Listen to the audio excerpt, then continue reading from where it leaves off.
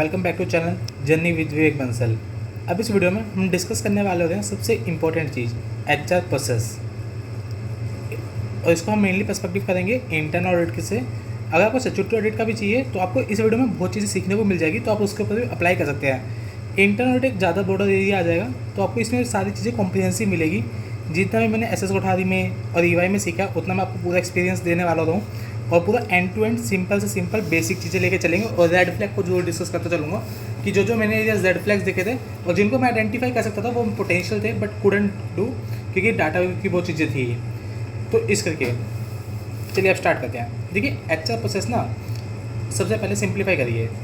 अब भी आप एक जगह आइए, देखिए सबसे पहले कंपनी में क्या होगा।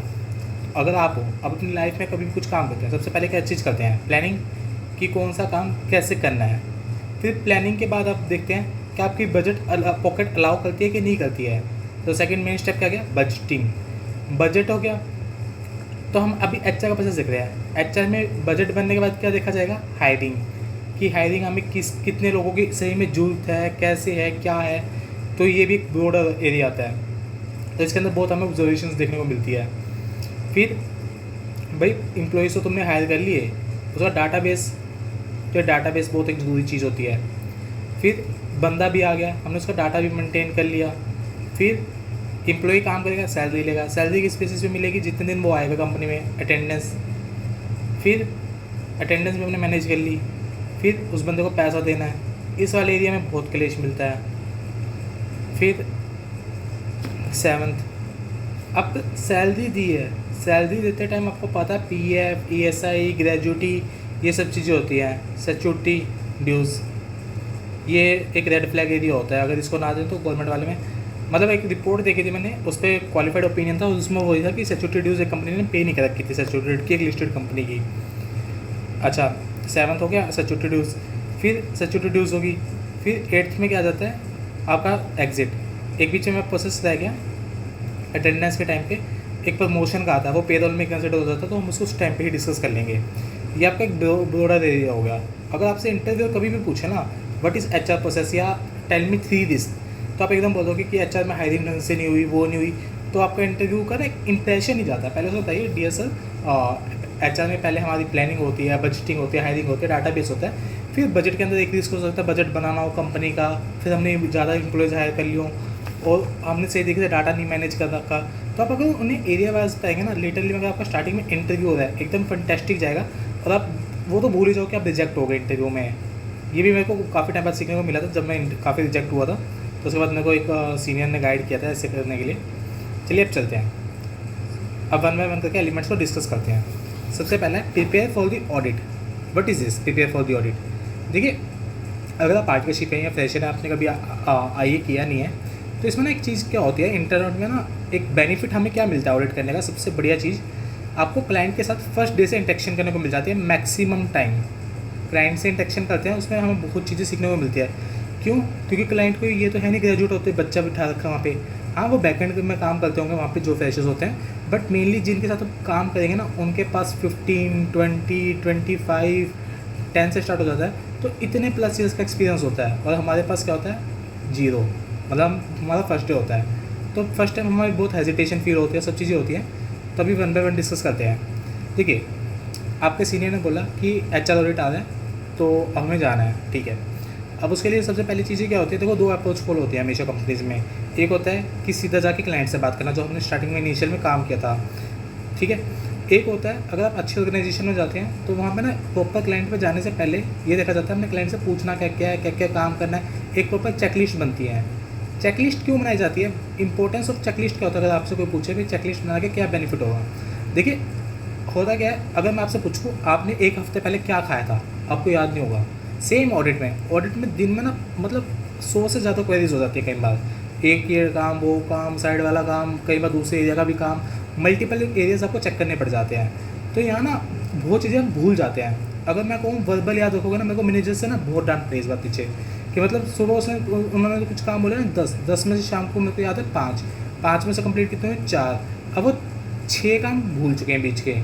तो इसको क्या ना एक चेकलिस्ट बना लेते हैं, वो चेकलिस्ट फाइनलाइज होके मैनेजर के पास भी होती है और आपके पास भी होती है। फिर तो उसके अकॉर्डिंग देखते रहते हैं कि जैसे आप चेकलिस्ट होता है बेसिकली नथिंग, जैसे मैंने आपको 8 स्टेप बताया ना, वो 8 स्टेप को 1 2 3 4 5 6 करके लिख लेंगे। बजटिंग लिख लिया। अब बजटिंग में हमें 4 चीज़ें चेक करनी है। अभी 4 चीज़ें ना, जैसे अगर आप कोई बिग फोर में जाओगे कुछ जाओगे तो कंपनी से खुद के स्टैंडर्ड भी होते हैं कि भाई हमारी ये चेकलिस्ट है, इसके अकॉर्डिंग चेक कर लो। अगर आपको इसमें मिल जाता है ठीक है, नहीं मिलता तब भी ठीक है। वरना क्या होता है, आपको 4 तो चेक करने ही करने हैं। अगर आपका मैनेजर रिव्यू करेगा ना, वो अपनी चेकलिस्ट खोल के बैठ जाएगा, तूने ये चेक किया, तूने वो चेक किया। देखो 2 तरीके होते हैं, एक तो आपको बड़ी ऑब्जर्वेशन मिल गई, रेड फ्लैग, उससे पूरी कंपनी हिली हुई है, तो उससे क्या होगा, आपको सब भूल जाएगा। अगर आपको कुछ नहीं मिला, कुछ कंपनीज होती है जिसमें ऑब्जर्वेशंस नहीं होती, अच्छे तरीके से काम भी होता है, ऐसा नहीं कि सब कंपनी बुरी होती है। तो उसमें क्या होता है, मैनेजर पहले आपका काम, जैसे आप आर्टिकल और लेट्स सपोज, तो आपका काम कंसल्टेंट ने देखा, उसको लगा कि नहीं यार सब चेक कर लिया, नहीं मिला। फिर मैनेजर ने अपनी चेकलिस्ट खोली, उन्होंने अपना एक्सपीरियंस शेयर किया, फिर डायरेक्टर ने एक्सपीरियंस शेयर किया। डायरेक्टर तक ना रिपोर्ट फाइनलाइज हो जाती है, बस पार्टनर मीटिंग में आते हैं। तो कई बार डायरेक्टर पार्टनर को डिपेंड करता है, मैनेजर्स रिपोर्ट फाइनल करवा देते हैं, तो ये चीज़ें चलती है। तो अब चेकलिस्ट में आपने लिख लिया कि व्हाट कैन गो रॉन्ग, कि आपने कहा कि भाई जैसे ना ऑडिट स्टार्ट होने से पहले एक स्कोप बनता है। स्कोप क्या होता है, स्कोप इज़ नथिंग, एक आपके पास वो हो जाता है कि हमें क्या क्या चेक करवाना है। उसमें कंपनी की पूरी डिटेल लिख देता है। कुछ कंपनीज लिख देगी हमने सिर्फ पेरोल करवाना है। पेरोल का मतलब कि हमारे पैसे सही से जा रहे हैं कि नहीं जा रहे हैं। ये थोड़ा सा हो गया जिसमें हम हायरिंग को नहीं देखते, बिल्कुल भी एग्जिट को नहीं देखते, बस पेरोल से रिलेटेड जितना भी मेरा। तो ऐसे करके वहाँ पे लिख देते हैं। कुछ कंपनीज लिख देते हैं हमने ये पूरे 8 के 8 प्रोसेस करवाने हैं। 8 में वैसे बोलूँ और भी हो सकते हैं इसके अंदर इम्प्लीमेंट, मतलब सब कैटेगरीज बनते बनते वो डिपेंड करता है कंपनी टू कंपनी चीज़ें। तो आपको चेकलिस्ट का पता चल गया, स्कोप का पता चल गया। अब चलते हैं इसके अंदर। देखो चेकलिस्ट में क्या है कि अब जैसे मैं EY में आया तो मेरे सीनियर ने एक बात बोली कि विवेक हम ना क्लाइंट के पास आते हैं डिस्कस करने, तो एक चीज़ का ध्यान रखियो, उससे पूछो सब चीज़ें जो तेरे मन में हो, छोटा से छोटा डाउट। ये मत सोचो कि मैं क्या सोचूंगा, ये सोचो मैं कमरे में बैठा नहीं हूँ, जो वो बोल रहा है अगर तेरे को लगता है क्रॉस क्वेश्चन करना है बिंदास करियो। पर एक चीज़ का याद रखियो कि उसके साथ तेरे को 2 महीने काम करना है, 2 से ज़्यादा टाइम लग सकता है अपने को। तो जब वो 2 महीने काम करना है तो उसको ये ना लगे कि ये बच्चा है, वो तेरी इज्जत ना करे। तो ऐसा क्वेश्चन पूछियो कि उसको एक लेजिमिनेट लगे और ये लगे कि ये वर्थफुल क्वेश्चन है, जिसका रिप्लाई देते उसको भी लगे कि हाँ सोचना पड़ेगा। फिर उसके बाद उन्होंने ओपन छोड़ दिया था, फिर उसके बाद मैंने उनसे फुल डिस्कशन होता था, तो तभी करके। तो अगर आप चेकलिस्ट बना लोगे, आपके माइंड में एक आइडिया रहेगा, ये HR में नहीं बोला, कहीं भी हो, चेकलिस्ट बना के आपका माइंड फोकस रहेगा कि मेरे को ये करना है, मेरे को वो करना है, यहाँ पे हम ये चेक कर सकते हैं, ये एरियाज। फिर वो चेकलिस्ट आप सीनियर को दिखाओगे, सीनियर के पास अल्टीमेट एक्सपीरियंस तो होते ही हैं, तो वो और पॉइंट सेट करवा देंगे, फिर मैनेजर और पॉइंट करवा देंगे। अल्टीमेट ना कुछ ऑब्जर्वेशंस मिलने की चीज़ें चांसेस हो जाते हैं। अब आपने चेकलिस्ट बन गई, आपकी मीटिंग शेड्यूल होगी क्लाइंट से, उसको हम पहले बोलते हैं वॉक थ्रू। वॉक थ्रू का मतलब क्या होता है, देखो जब ना हम क्लाइंट के पास आते हैं, क्या होता है ना इंटरनेट में ना, क्लाइंट्स कई बार बहुत पुराने होते हैं कि कई सालों से चलता आ रहा है। क्लाइंट बोलेगा अरे यार तुम फिर आ गए, तुम बोलोगे यार सर अब वो स्टार्ट हो रहा है, हमारी भी मजबूरी है, करना पड़ रहा है, तो ये चलता है। तो वॉक थ्रू में क्या होता है कि आप क्लाइंट से ना पूरी इंटरेक्शन करते हैं कि सर चलिए मेरे को अब स्टार्टिंग से लेके एंड तक एक चीज़ समझाओ कि आपका प्रोसेस चल कैसे रहा है। वो बोलेगा कि तुम्हारे पिछले वालों को तो समझाया था सर, प्रोसेस चेंज होते हैं तो आप प्लीज़ समझा दीजिए। इसमें थोड़ी स्टार्टिंग में झिझक होती है कि जब तुम्हारे पहले वालों को बता दिया, तुम्हारे बंदे चेंज होते ही होते, लेकिन फिर समझा देते हैं वो लोग। अब यहाँ ना बिग फोर में आगे एक चीज़ बढ़िया चीज़ देखने को मिली है, जब भी वॉक थ्रू होता है ना, यहाँ पे क्या करते हैं लोग कि जैसे उसने स्टार्टिंग में बोला कि हमारा बजट होता है, ये देखो हमें मेल आती है, तो ये क्या करते हैं सर एक सैम्पल प्लीज़ हमें अभी दे दो, या वर्ड फाइल खोल लो, इसका स्क्रीनशॉट लेके इसको यहाँ पे अटैच करते दो सारे। तो उन्होंने प्रोसेस समझाते थे, तो यहाँ पे ये सैंपल्स लगाते गए ताकि बाद में जब मैनेजर पूछा ना वॉक थ्रू, तो कई बार मैनेजर ये भी चेक करता है कि आपने सारे स्क्रीनशॉट्स लिए कि नहीं लिए, कि सही तरीके से प्रोसेस फॉलो हो रहा है क्या नहीं हो रहा है। तो इस चीज़ का ध्यान रखना। और कई दिन डरते हैं कि यार वो इंग्लिश बोलेगा, हिंदी बोलेगा, यार डजेंट मैटर, ऐसा कुछ नहीं होता। कोई आपको जज करने वाला नहीं है, आपको जज इस बेसिस पे किया जाएगा आप क्या पूछ रहे हैं, आप किस लैंग्वेज में पूछ रहे हैं, वो इतना मैटर नहीं करता, लिटरली में नहीं करता मैटर। क्लाइंट भी बहुत पोलाइट होते हैं, मतलब मैंने तो आज सब ज़्यादातर सब पोलाइट ही देखे हैं, 100 में से 99। एक मिला था, वो एक पॉइंट आएगा बीच में, उसमें आपको डिस्कस करने को, क्योंकि उसमें आपको भी दिक्कत आ सकती है, तो तब देखेंगे। तो आपका ये हो गया वॉक थ्रू, ठीक है। अब कलेक्ट, जब ना आपको वॉक थ्रू हो जाता है, वॉक थ्रू के बाद आपके क्लाइंट के पास मेल जाती है, क्या जाती है कि thank you sir for the walk through. फिर हमें ये फ्लोइंग इनिशियल डाटा रिक्वायरमेंट, 2 चीज़ें होती हैं मेरी ऑडिट में, और ये 2 चलती है, IDR ADR। IDR क्या होती है, जो मेरी फर्स्ट टाइम क्लाइंट को चली गई, जैसे एक क्लाइंट किया था उसके ऊपर ना हमें एक रिकॉर्ड रखना पड़ता था, वहाँ ना क्या चाहिए होता था उन्हें कि वो तो बहुत ही गंदी चीज़ थी, वेडनेसडे और फ्राइडे हमने जो मंडे से वेडनेसडे तक का काम किया उसकी रिपोर्ट, और थर्सडे फ्राइडे तक कम्युनिटी रिपोर्ट। वेडनेसडे तक क्लाइंट हेड पे जाती थी, और ये फ्राइडे को ग्रुप के CFO, ग्रुप के हेड पे जाती थी, कहीं शायद HR ऑडिट के पास जाती थी जो ग्रुप का हेड था। तो ये चीज़ें थी दोनों, तो इस पे आ गए। अब इसके बाद जब ये हो गया तो आपकी आइडिया चली गई है, आपकी आइडिया इशू हो गई है। अब आइडिया में क्या क्या आता है, आपने चेकलिस्ट में बना रखे थे। अब क्या होता है, मेनली जगह ना अगर आप देखेंगे प्रोसेस सिमिलर होते हैं, मतलब करने का काम ना 50 to 70% चीज़ें सेम सी चलती हैं, सिमिलर 30% का वेरिएशन आता है फ़र्क, बट वो चीज़ें हम संभाल लेते हैं। तो आइडिया में आपने देखा कि जो मैंने सोचा था उसके अकॉर्डिंग ये है, एक बेसिक आइडिया यहाँ भी बन जाती है, और क्लाइंट ने जो समझाया उसने क्या समझाया, तो उन दोनों को हम अलाइन करके एक बेसिक आइडिया चली जाती है क्लाइंट के पास कि हमें डाटा भेज दो। जैसे आपका इस डाटा में बेसिकली क्या होता है कंपनी की, सबसे पहले मानते हैं SOP क्या होती है, स्टैंडर्ड ऑपरेटिंग प्रोसीजर।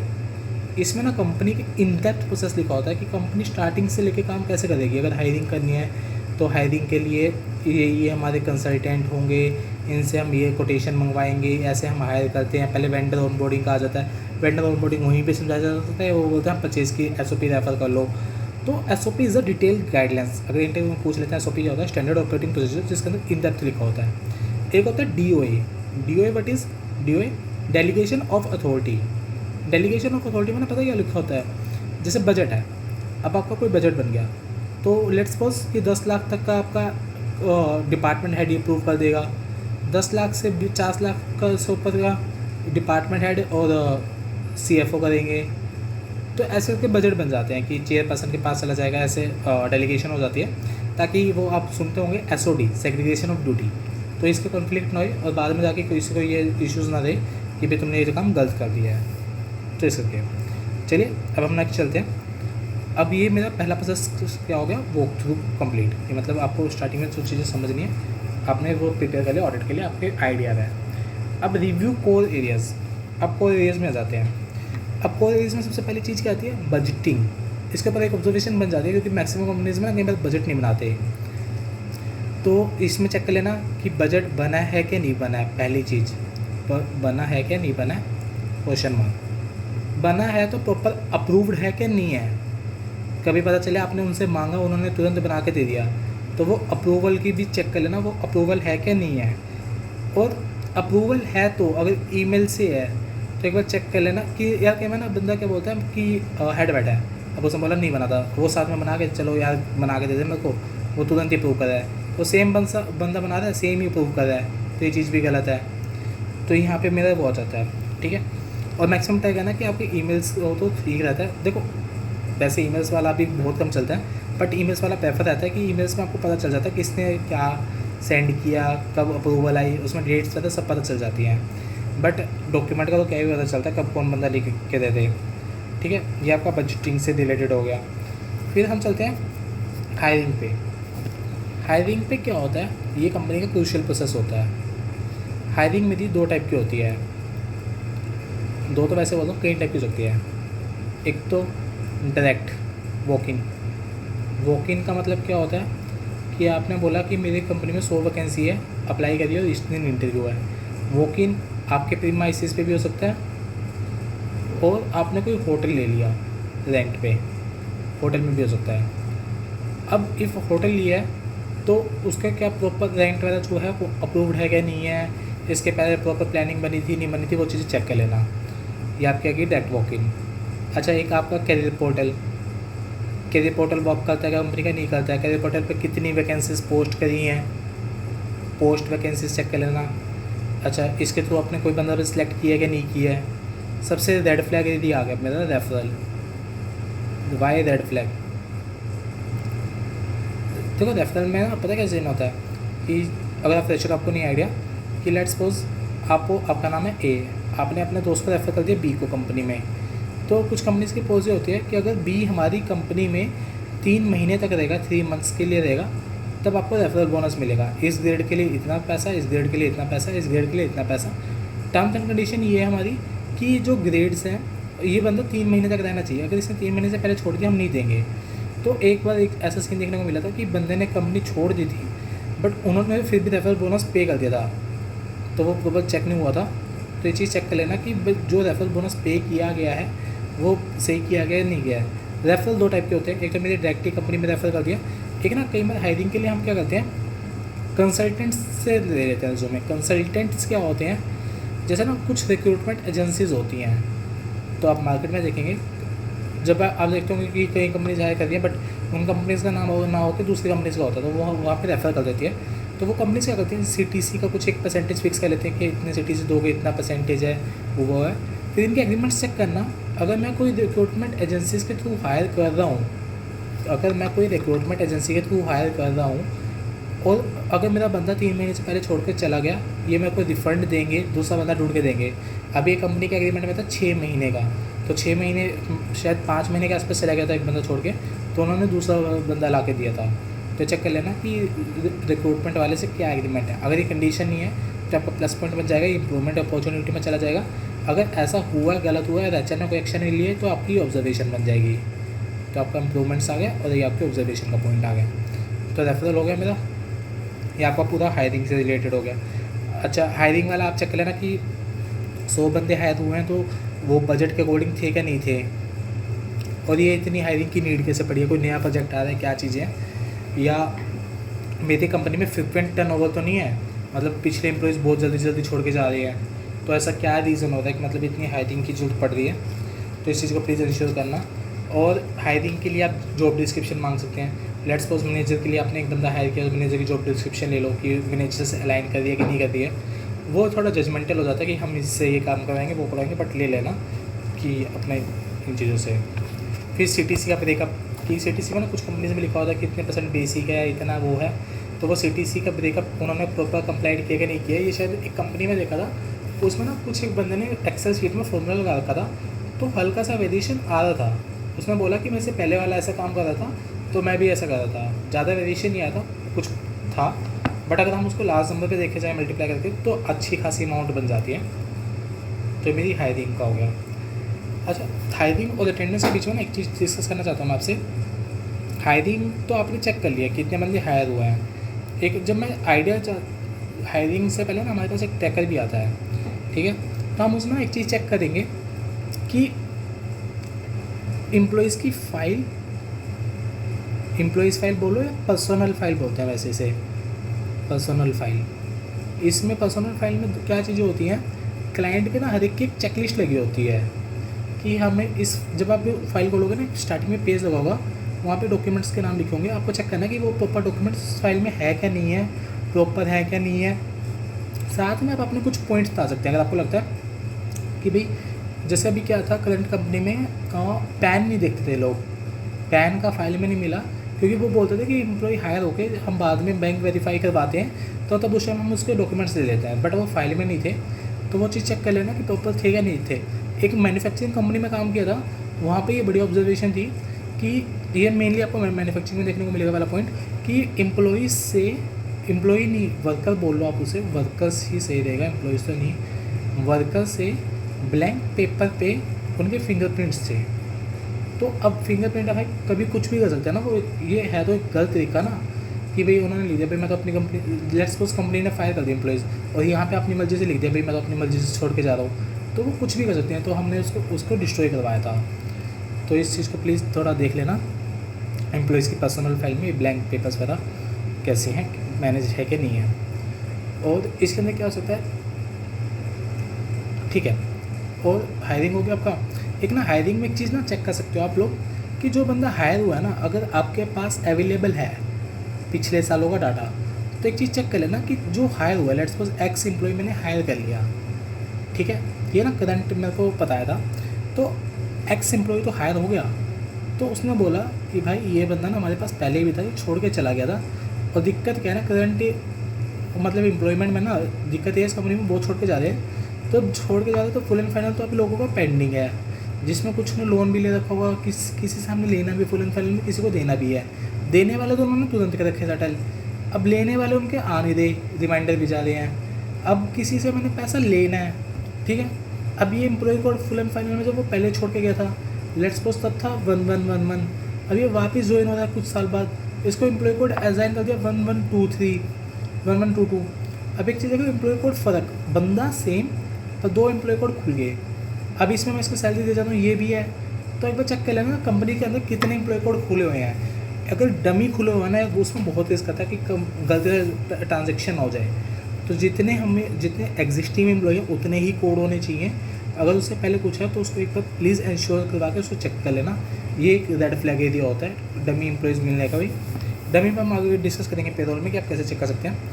अच्छा, इसका डाटाबेस आप कैसे चेक करेंगे? आपको उसका डाटाबेस मोस्टली टाइम एक्सेल में मिलेगा। तो इसमें हम कुछ चेक करते हैं कि भाई इनके एड्रेस वगैरह चेक कर लिया, किसी बंदे का डुप्लीकेट मोबाइल नंबर तो नहीं है। डुप्लीकेट हम पता स्टार्टिंग में होता नहीं कि हमें तो फ्रॉड ढूंढना है, फ्रॉड वाले एंगल से आते हैं हम कंपनी में।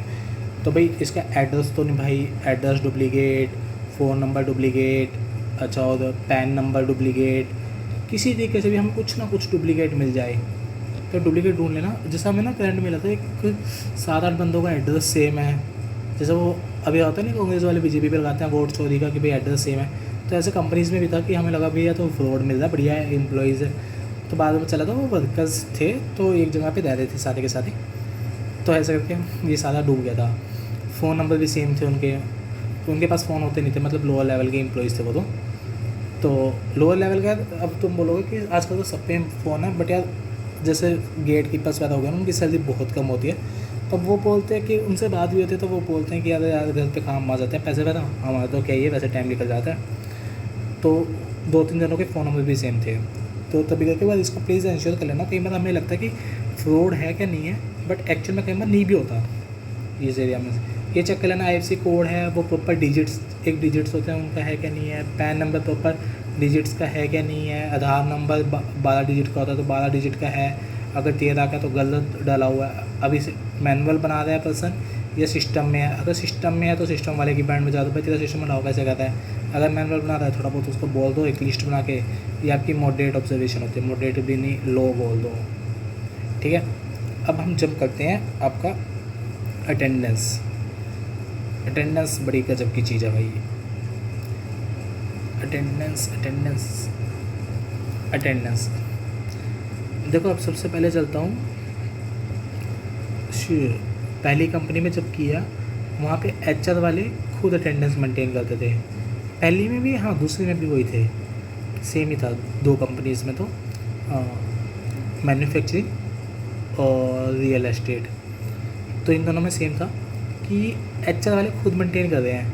अब मैन्युफैक्चरिंग वाले में सीन क्या था कि इसमें क्या हुआ था, जैसे ना आपने सुना होगा कैरी फॉरवर्ड लीव्स का सीन होता है कि भाई कुछ लीव्स बच गई आप उसको अगले साल के लिए कैरी फॉरवर्ड कर लो। तो इन्होंने क्या किया था कि मतलब काफ़ी पुरानी ना कैरी फॉरवर्ड चलती आ रही थी एम्प्लॉयज़ की। फिर इन्होंने बीच में ना पॉलिसी चेंज कर दी थी भाई इससे ज़्यादा कैरी फॉरवर्ड नहीं होगी। लेट्स सपोज पहले की पॉलिसी थी 80 की, फिर आ गई थी 50 पे। बट जो पुराने एम्प्लॉयज़ थे उनको भी ये कैरी फॉरवर्ड करते करते हाई पे लेके आ रहे थे। और किसी टाइम क्या हो गया था, इनका क्लोजिंग और ओपनिंग मैच नहीं होते थे। लेट्स सपोज क्लोजिंग 80 का है और ओपनिंग 90 का है, काफ़ी पुराने रिकॉर्ड्स थे। तो ये क्लोजिंग ओपनिंग प्लीज़ इनका जरूर चेक करना, ये सही हो रहा है क्या नहीं हो रहा है। वहाँ पे बड़ी दिक्कत थी इस चीज़ की। और वैसे को बाद में मैनेजमेंट ने फिर डिसाइड कर लिया था जिनकी है तो उनको बोल दो थोड़े दिन की लेनी है तो ले लो, वरना हम इसको डिस्पोज कर रहे हैं, डिस्कार्ड कर रहे हैं। तो इसको चेक कर लेना अटेंडेंस में। और क्या चेक करते हो, इनके पेपर्स प्रॉपर है क्या नहीं है। और अच्छा बंदे ने लीव्स SOP को घोल के पी जाना। SOP में ना बहुत अच्छे पॉइंट्स लिखे होते हैं, CL SL casually sick leave और अर्न लीव्स और अदर कैटेगरीज की बहुत लीव्स होती हैं कंपनीज में। अब आप बोलोगे सर आर्टिकलशिप पर तो कुछ नहीं होता, आर्टिकलशिप तो कुछ नहीं है यार। देखो अब यहाँ पे आ गया मैं, तो यहाँ पे अब CL पे चलते हैं। अब जैसे एक कंपनी की पॉलिसी में था कि ये तीनों लीव्स एक साथ नहीं ले सकते, बट ये मैन्युफैक्चरिंग वाले में ना वहाँ पे जैसे बंदा जा रहा है 10 दिन के लिए, तो वो ना थोड़ी मतलब ये लगा लो 500-600 एम्प्लॉय थे, छोटी थी। तो वो भाईचारे में ना एडजस्ट कर देता था कि चलो कोई ना जा रहे हैं। तो उसने जब हमने बोला कि भाई आपकी पॉलिसी तो अलाउ नहीं करी, वो बोल रहा था यार पैसे क्या काटेंगे, किसी के दोस्त ही तो ज़्यादा जाने दे, छुट्टियाँ बची हुई है।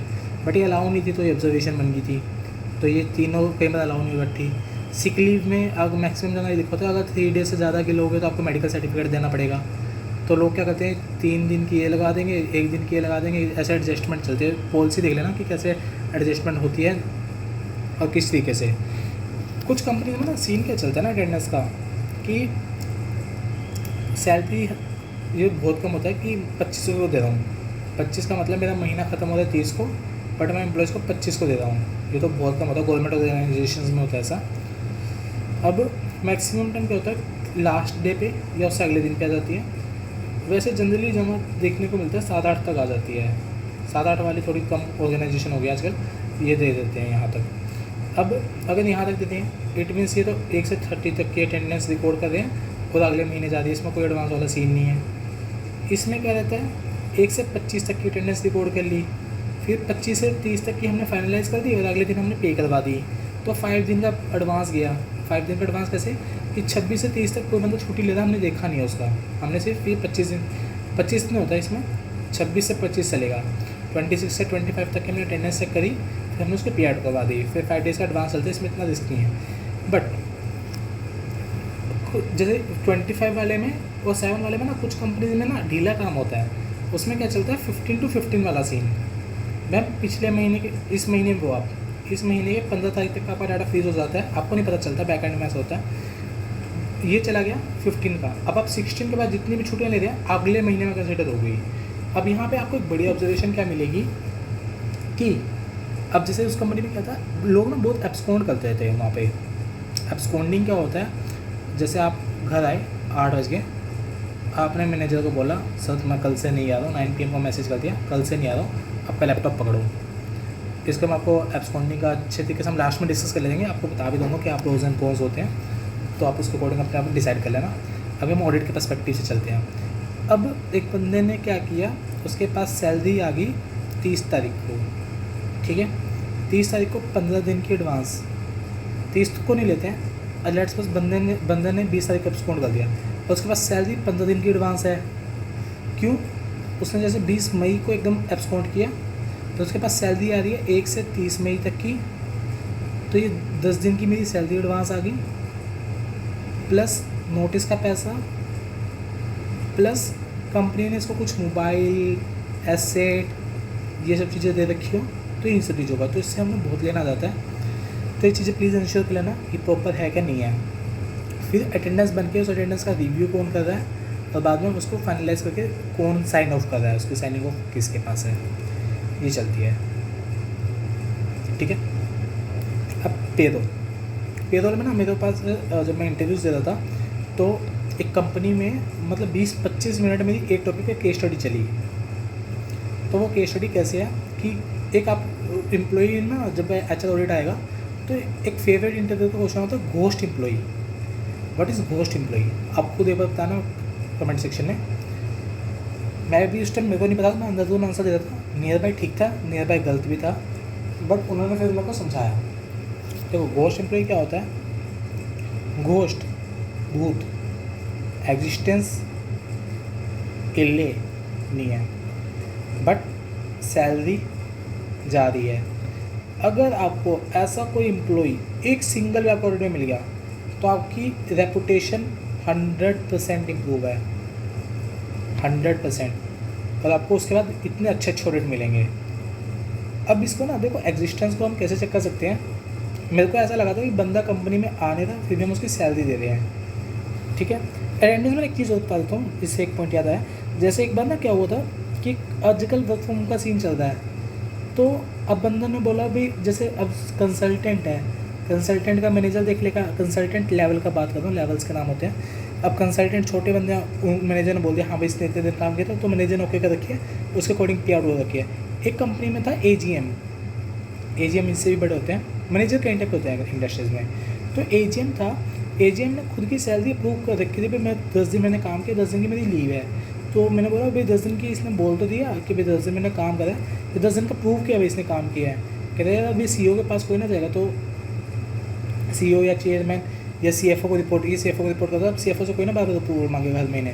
तो एक गलत बात थी, मतलब सीनियर से बात हुई थी कि एट द एंड भाई है तो एम्प्लॉई, तो इनका भी कुछ ना कुछ मैकेनिज्म होता है सैलरी का, तो इनको अप्रूवल लेनी चाहिए। चलो आप पेरोल पे आता हूँ, घोस्ट एम्प्लॉय पे था। देखो आप घोस्ट एम्प्लॉय का ना वेरीफाई करने का बहुत, देखो आप बोलेंगे भैया एम्प्लॉय नहीं है, मैं अटेंडेंस चेक कर लूँगा। देखो अटेंडेंस में ना सीन क्या होता है, आपको अगर बायोमेट्रिक है, बायोमेट्रिक में आपको एक बंदा दिखेगा जो डेली 10-10 पे सेम टाइम पे दोनों का पंच इन हो रहा है, सेम ही टाइम पे आपको उसका पंच आउट मिलेगा या नियर बाय टाइम पे मिलेगा। अगर इसने एक दिन की छुट्टी ली तो इसकी भी छुट्टी मिलेगी, तो इस तरीके से चलेगा इनका पंच इन पंच आउट वाला। साइन वाला भी सेम सीन चलेगा। ये तो पहला तरीका हो गया। इससे पता करना थोड़ा सा मुश्किल है। मेरे को फिर बाद में मैनेजर ने खुद इंटरव्यू में बताया था लास्ट में कि अगर हमें इसको आइडेंटिफाई करना ना, इससे सबसे बढ़िया तरीका होता है स्टैट्यूटरी ड्यूज़। मेरे मास्टर में 30 एम्प्लॉयज़ है, 30 का PF कट रहा होगा, PF ESI कुछ ना कुछ तो कट ही रहा होगा, ठीक है। अब जब इनका डिडक्शन तो मेरे को दिख रही है, बट जब मैं डिपॉजिट देखूँगा ना इनकी डिपॉजिट में 29 मिलेगा अगर मेरे पास ये घोस्ट एम्प्लॉय हुआ तो। इसमें बस आपको एक दिक्कत आ सकती है जो मेरे को रिसेंट ऑडिट में देखने को मिली थी कि कुछ जनों के शायद थे नहीं PF के नंबर। उन्होंने बोला था कि PF के नंबर आने में टाइम लगता है, ऐसा कुछ सीन था, तो हम उसको अगले महीने सैलरी देंगे। तो इसको ढूंढने में ना आपकी बहुत पसीना आ जाएगा, माथे में पसीना कि कैसे ढूंढेंगे। बट वही बात है कि अगर ऐसा कुछ एक भी इंस्टांस मिल जाता है तो आपकी ऑडिट रिपोर्ट वहीं क्लोज हो जाएगी बढ़िया तरीके से। फिर आपको इस पर फोकस करने के लिए बोल दिया जाएगा, बाकी सब वेरियस बंद हो जाएंगे एकदम से, ठीक है। ये हो गया मेरा सैलरी का। फिर सैलरी 2 टाइप की होती है।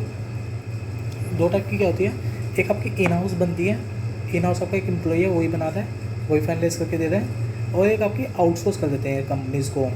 आप ऑडिट में भी एक ऐसे पढ़ेंगे, मैं इसको नाम नहीं आता, ऐसे था या ऐसा ही था। उसमें ये होता है कि आपने कंपनी के जब वो स्टैट्यूटरी की टर्म यूज़ होती है, वो मेरे को याद नहीं आ रहा है, रिकॉल नहीं कर पाता मैं उसको क्या चीज़ थी। तो जब उसके में क्या होता है, जब कंपनी के आपने उसको बोल दिया प्रोसेस के लिए, तो हम ये चेक करते हैं कि हमने कंपनी सही आउटपुट दिया नहीं था, वो सही से आउटपुट आ रहा है क्या नहीं आ रहा है, उस कंपनी का ऑडिट हो रहा है क्या नहीं हो रहा है, इस तरीके से चलता है। अगर हमने उसको आउटसोर्स कर रखा तो चांसेस रहता है कि सही बन के आया होगा। इनपुट वाले में ना एक कंपनी में क्या सीन था कि भाई उसमें ना एक एक्सेल में फॉर्मूला लगा हुआ था, उसने गलती से वही फीस मार के उसमें कुछ डिडक्शंस का भी फ़र्क आ रहा था, जिसकी वजह से मेरी स्टैट्यूटरी लायबिलिटी गलत कंप्यूट हो रही थी। उसने इतना ध्यान नहीं दिया था और वो अपडेटेड भी नहीं था, पुरानी लायबिलिटी लेके बैठा था, वो भी गलती कंप्यूट कर रहा था। तो इस चीज़ को प्लीज़ इंश्योर कर लेना कि वो सही तरीके से कंप्यूट है कि नहीं है। एक ना मैं हायरिंग में एक चीज़ भूल आया हूँ, जो सबसे रेड फ्लैग एरिया होता है हायरिंग में, बैकग्राउंड वेरिफिकेशन BGV। ये चेक कर लेना जब आप रिपोर्ट मांगेंगे। BGV क्या होता है, कोई बंदा आया, वो ज्वाइन होगा कंपनी में, तो ना अब एक 2 चीज़ होते हैं, एक तो आपने कैंपस के थ्रू हायर किया है या विदाउट कैंपस। कैंपस मतलब आप किसी कॉलेज में आपने वहाँ से हायर कर लिया, या विदाउट कैंपस मतलब आपने नॉर्मल हायर किया अदर देन कैंपस वाले रूट से। अब ये बैकग्राउंड वेरिफिकेशन बहुत कंपनीज करती हैं, तो वो क्या करते हैं जनरली, जैसे आपकी कॉलेज की ID वेरीफाई करेंगे, अगर आपने देखा था प्रीवियस एम्प्लॉयमेंट्स उनको वेरीफाई करेंगे, आपका एड्रेस वेरीफाई करेंगे सही है क्या नहीं है, कोई क्रिमिनल रिकॉर्ड तो नहीं है आपके खिलाफ, ये सब वेरीफाई करते हैं। और इसके पर चार्ज के इनके शायद एक कंपनी में देखा था तो हर एक चीज़ के अलग अलग चार्जेस थे। 500 कुछ का पड़ता है, 500 पता नहीं 500 नहीं था, 1000-1500 कुछ था पर एम्प्लॉय का। तो वो इतना खर्चा दे देती है कंपनी, तो बैकग्राउंड हो जाता है। तो कुछ कंपनीज नहीं करवाते तो ये रेड फ्लैग एरिया होता है, अगर नहीं करवाते हैं तो ये अच्छा नहीं माना जाता। और सीनियर्स के लिए तो बल्कि VP पोजीशंस के लिए तो इनके सोशल मीडिया तक वेरीफाई होते हैं, सोशल मीडिया ID कैसी है, इनकी इमेज कैसी है, तो ये सब चीज़ें चेक होती है। चलिए पेरोल पे आ गया मैं।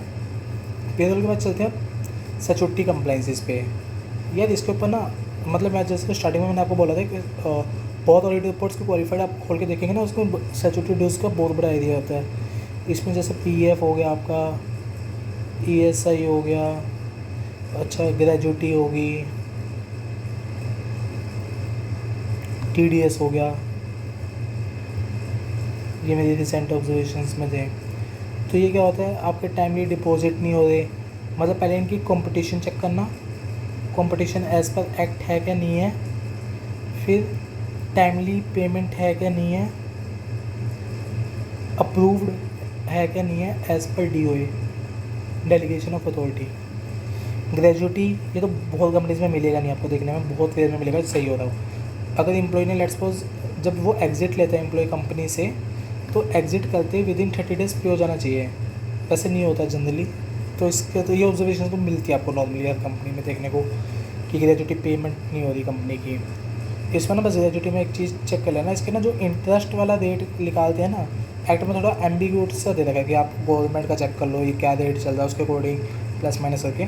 तो इसमें आपके व्यूज़ डिफर कर सकते हैं कि मैं इतना लेना चाहता हूँ, वो लेना चाहता हूँ। TDS आपको पता है कि नेक्स्ट मंथ के 7 तक डिपॉजिट करना होता है, तो TDS सही से कंप्यूट हुआ है कि नहीं हुआ है। अच्छा एक ना टैक्स में 2 चीज़ें होती हैं मेरा, TDS डिडक्शन, उसके ऊपर शायद मतलब 1% पर मंथ लगता है कि एक तो मैंने डिडक्ट ही नहीं किया तो 1% लग गया, एक डिडक्ट करके रख लिया पर मैंने डिपॉजिट नहीं करवाया गवर्नमेंट को, 1.5 लगता है शायद। एक बार चेक कर लेना, मैं इस पर कंफर्म नहीं हूँ, इतना ही है जितना मेरे को रिकॉल हो रहा है कि ऐसे करके है। अगर आपने किसी बंदे को 100 रुपये की सैलरी देनी थी, आपने उसको TDS काट के 90 रुपये दिए है, यानी आपको ऐसा डिडक्ट कर लिया, तो आपने गवर्नमेंट को डिपॉजिट नहीं कराया तो आपकी हायर लाइबिलिटी लगती है। तो चेक कर लेना कि जब सैलरी पे हुई है तो ये पेमेंट हुई है कि नहीं हुई है, और प्रॉपर हुई है कि नहीं हुई है। बहुत जगह कहीं पर गड़बड़ी मिलती है इस चीज़ों की, तो आपके सिक्योरिटी कंप्लाइंस हो गए। एक ना मैं बीच में एक एरिया छोड़ाया छोटा सा, एग्जिट से पहले वो कवर कर लेते हैं, प्रमोशंस का। देखो कंपनी में क्या चलता है, रूटीन्स प्रमोशंस वगैरह चलते रहते हैं, तो प्रमोशंस के टाइम पे चेक कर लेना कि इस बंदे का KRA की रिस्पॉन्सिबिलिटी एरिया, इस बंदे का KRA कैसा है, क्या प्रॉपरली जो जो इन मांगते हैं प्रॉपर है क्या नहीं है, कंडीशन जो इनकी थी प्रॉपर अप्रूव्ड है क्या नहीं है, जितना इसका इंक्रीमेंट बनना चाहिए था उतना इंक्रीमेंट बना है या उससे ज़्यादा तो नहीं दे दिया। जैसे अभी एक कंपनी में ऑडिट कर रहे थे तो वहाँ पे एक लड़की की चेक किया था, उसको 4% मिला था बट उसको 8% दे दिया। उन्होंने बोला कि इसकी अल्टीमेट परफॉर्मेंस अच्छी है, मैंने उसको 4 ही देना था गलती से, मैंने मेरे को उसको 8 ही देना था गलती से, मेल पे 4 चला गया। तो ये बहुत चीज़ें होती है, तो इसको चेक कर लेना प्रॉपर जो चीज़ है क्या नहीं है, जो होना चाहिए वो है क्या नहीं है, इन चीज़ों को इंश्योर करके चलना। एक मेरा ना रेड फ्लैग एरिया रह गया पोश, प्रिवेंशन ऑफ सेक्सुअल एक्ट। ये ना कंपनी में जैसे इसके पोस्टर डिस्प्ले होने चाहिए, एक्ट बोलता है। अगर इसकी कंप्लेंट्स आई हैं तो विद इन टाइम डिस्पोज हो जानी चाहिए, न्यू ईयर तो उसका डिस्क्लोजर दो। अच्छा, इसकी आपको कमेटी होनी चाहिए, इसकी एनुअल रिटर्न आती है, हर स्टेट के अकॉर्डिंग वेरी करती है इसकी रिटर्न्स, किस स्टेट को जानी चाहिए, तो रिटर्न गई है कि नहीं गई है, तो इसका प्लीज़ चेक कर लेना कंपनी में प्रॉपर है कि नहीं है। किसकी ट्रेनिंग्स मेरी 2 टाइप की होती है, ट्रेनिंग्स वाला मॉड्यूल भी रह गया। कंपनी में ट्रेनिंग्स चेक कर लेना कि एम्प्लॉयज़ को अप टू डेट रखने का प्रॉपर प्लान है कि नहीं है। 2 ट्रेनिंग होती है, एक तो मेरी जनरल, एक तो ऑनबोर्डिंग ट्रेनिंग्स होगी। इसको चेक कर लेना, जब मैं एम्प्लॉयज़ को ऑनबोर्ड कर रहा हूँ तो उस टाइम मैं उसको ट्रेनिंग्स वगैरह कैसे दे रहा हूँ, क्या चीज़ें हैं। अगर ट्रेनिंग्स दे रहा हूँ तो वो सब बंदे कंप्लाई कर रहे हैं, मतलब सब ने करी है नहीं करी है, उसको कैसे चेक करते हैं। ये सब्जेक्टिव मैटर होता है, इस पे ऑब्जर्वेशन चली भी जाती है, जब बिल्कुल नहीं करते तब जाती है। अच्छा, फिर आपकी ऑनबोर्डिंग होगी, एक आपकी रेगुलर ट्रेनिंग्स चलती रहती है, एक आपकी पोश में ना एक जगह हमें क्या दिक्कत आई थी कि एम्प्लॉई ट्रेनिंग्स लगा के छोड़ देते हैं। तो आपने बोला भाई आप इसका टेस्ट ले रहे हो कि नहीं ले रहे हो, सामने से रिप्लाई है क्या मेरी टेस्ट लेने की रिक्वायरमेंट एक्ट में लिखी है, एक्ट में तो बस ये लिखा है वेयर करना है। तो बड़ा अच्छा खेल गए थे भाई सब एम्प्लॉइज़ ने, देखो आपका ले रखा है टेस्ट। फिर चेक कर लेना कि भाई सबने जो ट्रेनिंग्स जो यार ऑफकोर्स हमारी भी एक लिमिटेशन होती है एज एन ऑडिटर, तो एक चेक कर लेना कि भाई अगर 100 बंदे हैं, 100 के 100 ने ट्रेनिंग करी है कि नहीं करी है। अब वो तो आपको भी पता है, हमें भी पता है कौन कैसे करता है ट्रेनिंग्स। फिर मैं आता हूँ एग्ज़िट पे। एग्ज़िट 2 टाइप की होती है, स्मूथ एग्ज़िट, रफ एग्ज़िट। ये मेरे खुद को दिए हुए 2 वर्ड हैं, कभी आप कंपनी में यूज़ करो, ऐसा कुछ नहीं होता है। स्मूथ का मतलब क्या है कि एक बंदे को आपने बोला था 3 महीने का नोटिस है, इसने 3 महीने का नोटिस सर्व किया प्रॉपर, अपनी एसेट डिपॉजिट करी, इसका सही फुल एंड फाइनल बना और ये चला गया है, तो ये ओके है। रफ में क्या है, इसने बोला सर जी मैं कल से नहीं आ रहा ऑफिस, मेरे पापा की तबीयत ये हो गया, मम्मी ये हो गया, वो हो गया, तो इसको हम बोलते हैं रफ एग्जिट। रफ का मतलब क्या है, एब्सकॉन्डिंग। रफ की जगह आप वर्ड यूज़ कर सकते हैं एब्सकॉन्डिंग, सॉरी मैं गलत वर्ड यूज़ कर रहा हूँ, एब्सकॉन्डिंग। तो इसमें आप ये चेक कर लेंगे जो एसेट थी मैंने एसेट टाइमली रिकवर कर ली क्या नहीं कर ली। फिर इसके रिकवरी लेटर, रिकवरी करने का मैंने क्या क्या स्टेप्स लिए। कुछ कंपनीज में रिकवरी का कोई स्टेप नहीं होता, भाई चला गया हमें क्या। तो इसका या देखो कुछ कंपनीज में आपको एचआर बहुत अच्छे मिलेंगे। जैसे मेरे को एक कंपनी में एचआर मिला था, लिटरली में he is the one of the best person I have meet. उसने मेरे को 0.25 पैसे की भी कैलकुलेशन मैच करवा के दी थी। और एक पर्सन ऐसा मिला था जो 1000 रुपये में बोलता था कि कुछ नहीं होता, क्या फ़र्क पड़ता था, अगर उनकी पॉकेट से 10 रुपये भी चले जाए उन्हें दिन भर दुख होता है। तो ये हो गया। तब स्कोरिंग में जरूर चेक कर लेना कि मैं उसको रिकवरी लेटर भेजा हूँ। अभी ना करंट में क्या होता, मैंने रिकवरी लेटर चेक कर लिया, तो मेरे सीनियर बोला कि रिकवरी लेटर चेक कर लिया। मैंने कहा हाँ बने हुए हैं। तो समझ लो ऐसा नहीं हो सकता कि तेरे बाद बना दिया। मैंने कहा यदि तो मैंने चेक किया नहीं। तो मेरा एक चीज़ है जो मैं नहीं करता, मैं सीनियर को साफ बोल देता हूँ कि ये नहीं हुआ है, तो वो बता देता हूँ और उस तरीके से हो जाता है प्रोसेस। फिर रिकवरी लेटर के बाद में उसने एक बढ़िया चीज़ बताई थी जो मेरे को सीखने को मिली। उसने बोला स्लिप मंगवा ले, पोस्ट स्लिप। ये पोस्ट कब हुआ है, बाद में पता चला कि मैंने 30 कुछ सैंपल लिए थे, उसमें से सिर्फ 5 से 10 ही गए थे, वो भी 5 टाइमली गए थे, 5 डिले से गए थे, बाकी तो 20 का तो डाटा ही नहीं था उनके पास। और उसने मेरे को सेम डेट पे बना के दिए थे। तो इन चीज़ों को चेक कर लेना। ये आपका ओवरऑल एक अच्छा का प्रोसेस आ जाता है। आई होप आपको थोड़ा अच्छा लगा होगा। आप प्लीज़ अपने फीडबैक शेयर करना। Best of luck guys.